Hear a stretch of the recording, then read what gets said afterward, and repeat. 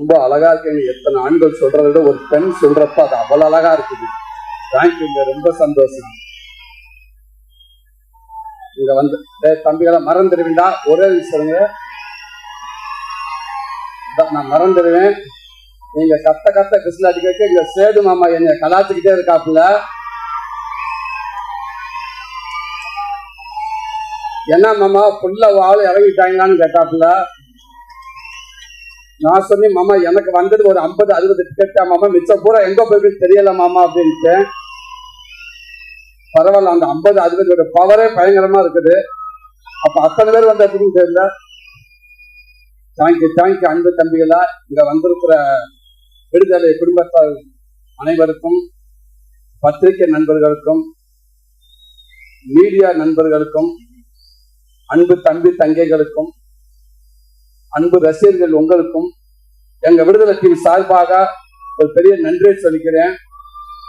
இந்த விழா நாயகன் எங்க ஐயா நம்ம ராசா இளையராஜா ஐயா. இந்த விழா மட்டும் கிடையாது, இந்த பாடல் விழா மட்டும் கிடையாது. பாடல் விழாவா இருக்கட்டும், காது குத்து விழாவா இருக்கட்டும், கோவில் விழாவா இருக்கட்டும், திருமண விழாவா இருக்கட்டும், எந்த விழாவா இருந்தாலும் கடந்த 49 வருஷம் அவர் தான் ஒரே நாயகன். எல்லாத்தையும் அவர் தான் இருந்திருக்காரு. சினிமாக்கு வந்த காலகட்டத்துல ஏறாத இடம் இருக்காது, பார்க்காத வேலை இருக்காது. அந்த வேலையெல்லாம் பார்த்துட்டு வந்து நைட்டு கை கால் வலியோட வந்து படுத்து கிடக்கிறப்ப, அசந்த அப்படி படுத்து கிடக்கிறப்ப அப்படியே எழுத்து விட்ட ஜன்னல லேசா பாட்டு கேட்கும், ஐயாவோட பாட்டு. அப்படியே மெல்ல போய் அந்த வீட்டுக்காரனை கதவை டொக் 2 தட்டு என்ன பாடுவேன், லேசரை ஓப்பன் பண்ணி விடுகிறேன், புண்ணியமா போகுது, இந்த கதவை கொஞ்சம் தொடங்கினேன். அப்படியே காத்து வந்து மேல அடிச்ச மாதிரி அவருடைய வரிகள், அந்த பாட்டு வந்து நம்மளை அப்படியே தட்டி எழுப்பும்.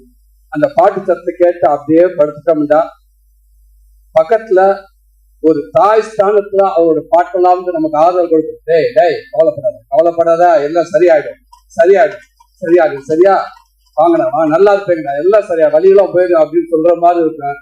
அந்த வலி எல்லாம் அப்படியே பறந்து ரொம்ப தூரமா போயிருந்தாரு. மறுநாள் காலம் இருந்துச்சு, ஒரு தைரியமா ஓடுவான், பெரிய ஒரு நம்பிக்கையை கொடுத்துச்சு.